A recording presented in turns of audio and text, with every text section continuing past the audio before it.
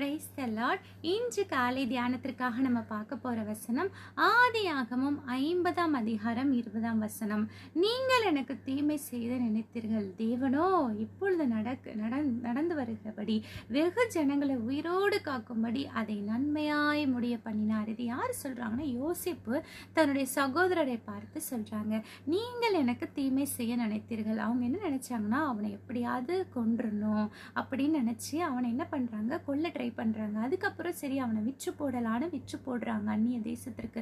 அவனுக்கு தீமை செய்ய நினைக்கிறாங்க. ஏன்னா அவனை வணங்குவோம் அப்படின்னு அவன் சொப்பனத்தை கண்டதை யோசிப்பு சொன்னது நிமித்தம் அவன் இல்லைன்னா அவன் சொப்பனை எப்படி நிறைவேறும் அப்படின்றதுக்காக அவனுக்கு தீமை செய்ய நினைத்தார்கள். அவன் இருக்கவே கூடாது. ஏன்னா தகப்பன் அதிகமாய் நேசிக்கிறார்.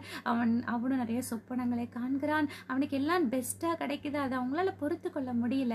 அதனால என்ன பண்றாங்க, அவனுக்கு தீமை செய்ய நினைக்கிறாங்க. ஆனா கர்த்தர் என்ன பண்றாரு, அந்த தீமையை நன்மையாய் மாற பண்ணினார். உங்க வாழ்க்கையிலயோ உங்களுடைய சொந்த பந்தங்கள், உங்களுக்கு நெருங்கினவங்க கூட உங்களுக்கு தீமை செய்ய நினைக்கலாம். நீங்க அதை நினைச்சு நான் அவங்களை எவ்வளோ நம்பினேன், அவங்க மேல நான் எவ்வளோ அன்பு வைத்திருந்தேன், ஆனா அவங்க வாழ்க்கையில எவ்வளோ பெரிய தீமை செஞ்சுட்டாங்களே, என்னால அவங்கள மன்னிக்கவே முடியல அப்படின்ற ஒரு வருத்தத்துல நீங்க இருக்கலாம். அந்த தீமையை ஆண்டவர் உங்க வாழ்க்கையில நன்மையாய் மாற்றுவார். அதற்கு நீங்க செய்ய வேண்டியது என்ன, யோசிப்பு சோர்ந்து போகல. அந்த தீமையான காரியம் நடக்கும்போது அவன் போய் மூலையில உட்காரலாம். அடுத்து என்ன செய்யலாம் தன்னுடைய முயற்சி அவன் செய்து கொண்டே கர்த்தரை நம்பிக்கொண்டே இருந்தான். கர்த்தர் ஒரு நாளில் அவனை உயர்த்தினார். அவனுடைய சொப்பனங்கள், தரிசனங்கள் எல்லாம் நிறைவேறினது. நீங்களும் ஆண்டவரை நோக்கி பாருங்க.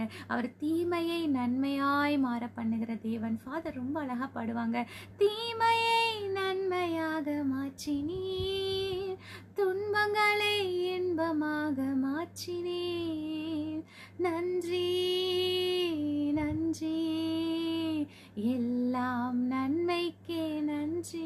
உங்க வாழ்க்கையிலும் ஆண்டவர் செய்கிற எல்லா காரியங்களும் நன்மைக்காக இருக்கட்டும். ஒரு நிமிடம் கண்களை மூடி ஜெபிப்போமா. என்னுடைய தீமையை நன்மையாய் மாற்றுகிற தேவன் எங்க வாழ்க்கையில இருக்க எல்லா தீமைகளையும் நன்மையாய் மாற பண்ணுங்க.